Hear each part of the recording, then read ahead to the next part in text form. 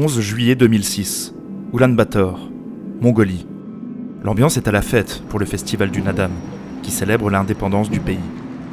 4 sports traditionnels sont pratiqués: jet de slet, lutte mongole, course de chevaux et tir à l'arc. Mais cette année 2006 a une saveur particulière. C'est le 800e anniversaire de la création de l'empire mongol par Gengis Khan. Le conquérant des steppes, dont l'évocation était suspecte pendant l'occupation soviétique, connaît un regain d'intérêt impressionnant depuis les années 90. Culte d'État, monuments et statues permettent alors de fédérer le pays dans une identité commune. Gengis Khan fut donc avant tout un unificateur, avant de devenir l'un des plus grands conquérants de l'histoire, qui a fait trembler le monde au XIIIe siècle. Revenons donc sur le destin exceptionnel de Gengis Khan, à travers 2 vidéos. Observons tout d'abord comment il a réussi à unifier les peuples nomades des steppes d'Asie centrale, avant de se pencher, dans un deuxième temps, sur les ressorts de l'expansion mongole.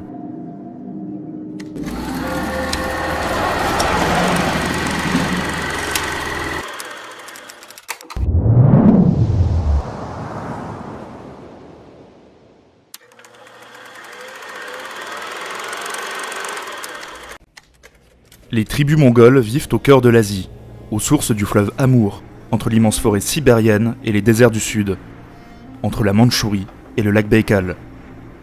Ce sont des nomades qui peuplent ces terres.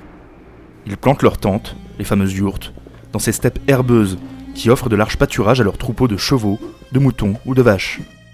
Cela fournit viande et lait, qui, combinés à la chasse et la pêche, constituent l'alimentation de base. Le climat est rude, aride en été, pluvieux en automne, glacial en hiver et humide au printemps, du fait de la fonte des neiges. Les conditions climatiques endurcissent ces dresseurs de chevaux. Pour se protéger des éléments, les Mongols se recouvrent de peau de bête, qu'ils ne lavent jamais, afin de ne pas souiller les eaux qu'ils considèrent comme pures. Au total, ce serait près de 250 000 Mongols qui vivaient sur ces terres à la fin du XIIIe siècle. Mais les divisions entre les tribus étaient nombreuses, et souvent meurtrières. La tribu mongole des Borjigin se déplace au gré des circonstances dans une région située au sud-est du lac Baïkal, à proximité de la rivière Onon et Kerulen. C'est en 1162 que naît le futur Gengis Khan. Son nom originel, Temujin, est une référence au nom d'un chef de clan tatar que son père a tué lors d'une guerre opposant une fédération mongole à ce peuple puissant de l'Est.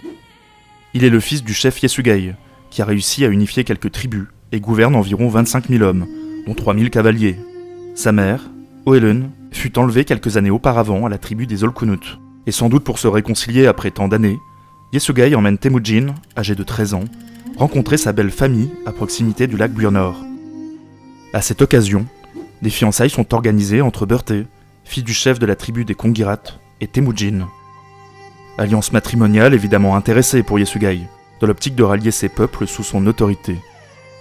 Mais après avoir demandé l'hospitalité aux Tatars installés dans la région, pensant que les rancœurs passées étaient remisées, Yesugai est empoisonné lors d'un festin par ses anciens ennemis. Il meurt à son campement 3 jours plus tard. Targutai, chef des Taichiut et cousin de Yesugai, s'empare de la tribu. Temujin est écarté, considéré trop jeune. Toute la famille de Temujin est abandonnée par la tribu.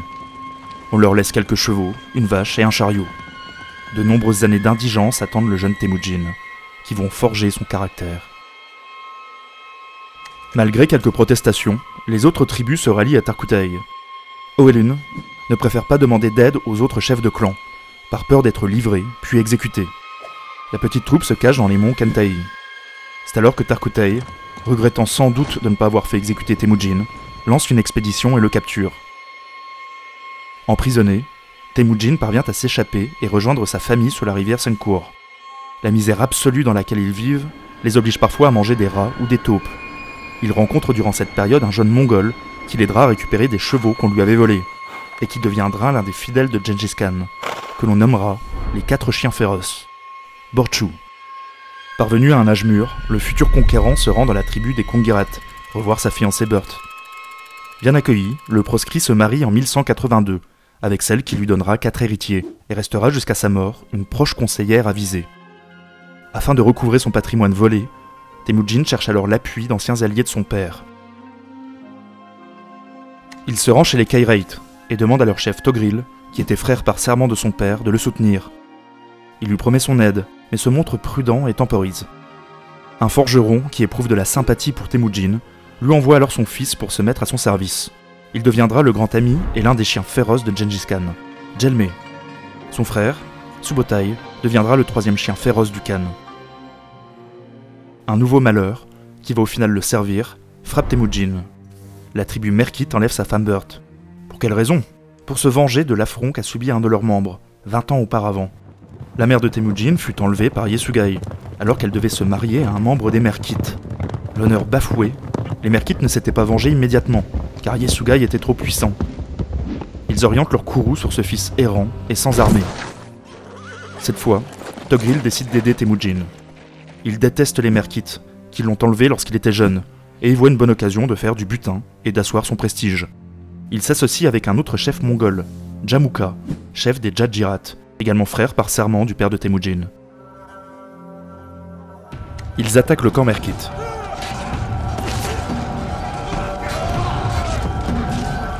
Burt est retrouvée vivante, mais enceinte de 8 mois, sans doute de l'un de ses ravisseurs.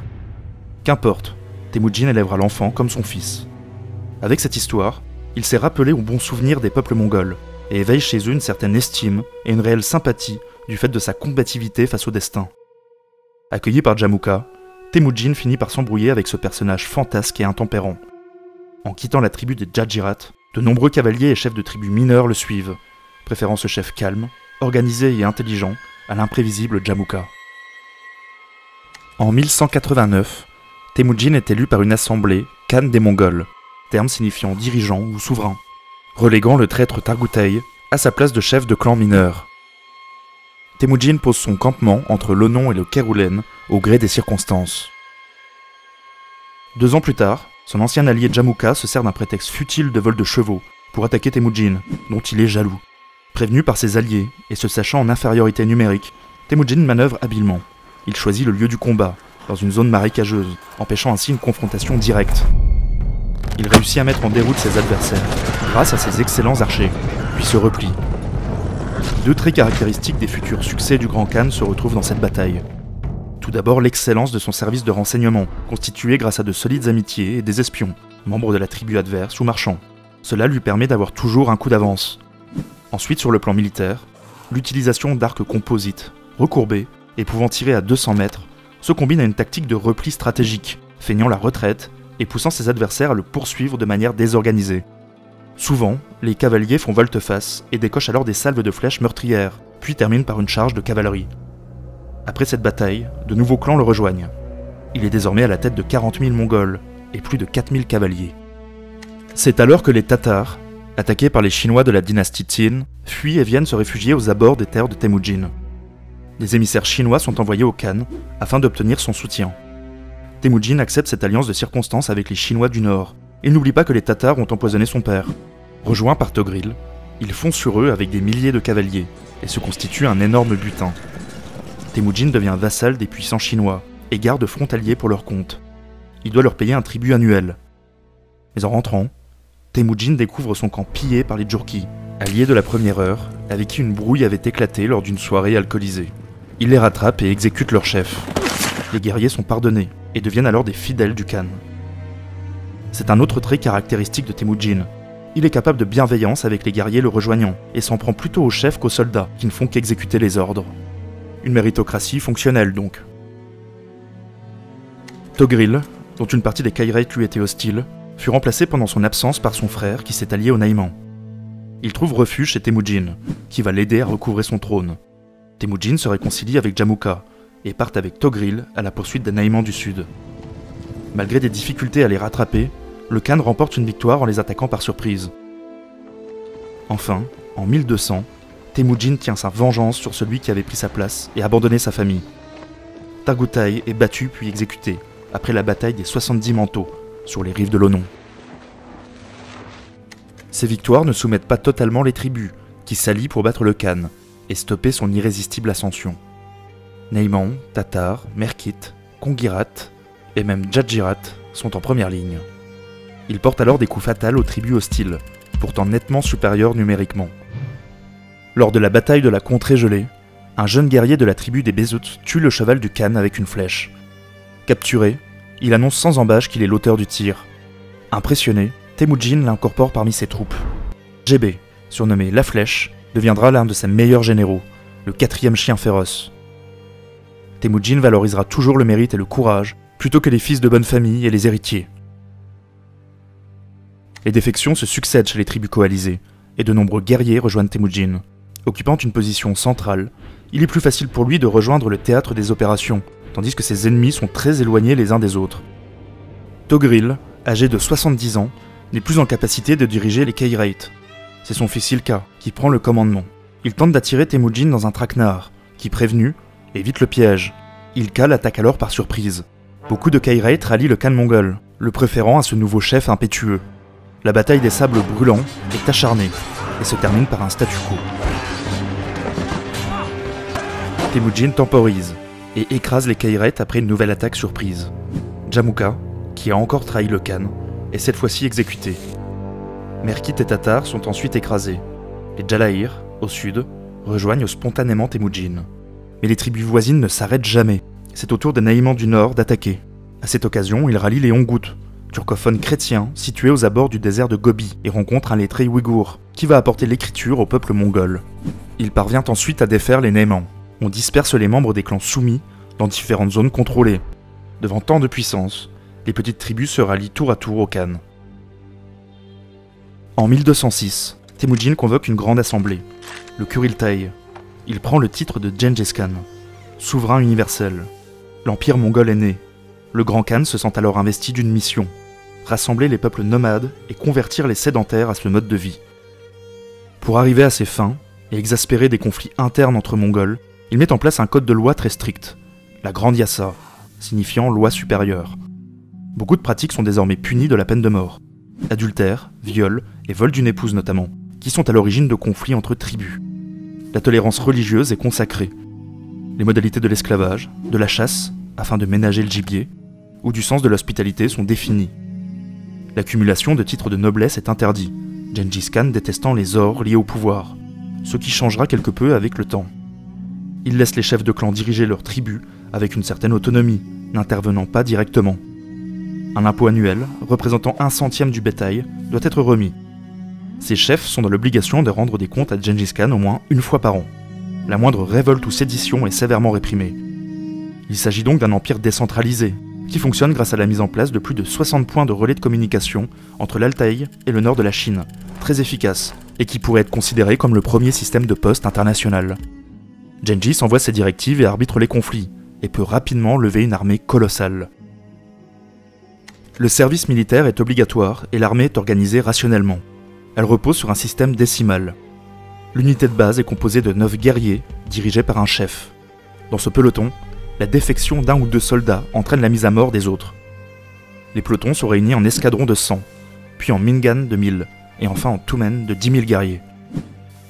Cette mise en ordre militaire a également une visée sociale, puisqu'un brassage entre peuples soumis s'effectue dans l'unité de base. Une garde personnelle, l'élite de l'armée, nommée Keshig, fut créée dès 1204 et compte environ 10 000 hommes. Un état-major, le Yurchi, est chargé d'établir les plans de campagne sur le plan militaire et logistique. Cette logistique fait d'ailleurs partie des points forts de l'armée. Les hommes doivent être équipés en provisions, en viande séchée notamment, et disposent de 3 à 4 chevaux afin d'alterner dans leur monture et parcourir de plus grandes distances. Ils pouvaient couvrir 120 km en une journée, d'où cette célèbre mobilité qui a fait le succès des Mongols. Fort de cette unification réussie après des années de conflits, en pleine confiance, Gengis Khan se pense désormais mandaté par le ciel pour aller plus loin. Il souhaite, à partir de 1207, nomadiser les sédentaires, étendre la steppe et le mode de vie pastoral au monde. Une nouvelle dynamique est à l'œuvre. Gengis Khan passe d'une expansion relative, intérieure à l'espace mongol, à une expansion absolue, extérieure et conquérante. Les armées mongoles vont déferler sur le monde et constituer le plus grand empire contigu de l'histoire de l'humanité. Le choc mongol, comme on le nomme, va faire trembler le monde médiéval.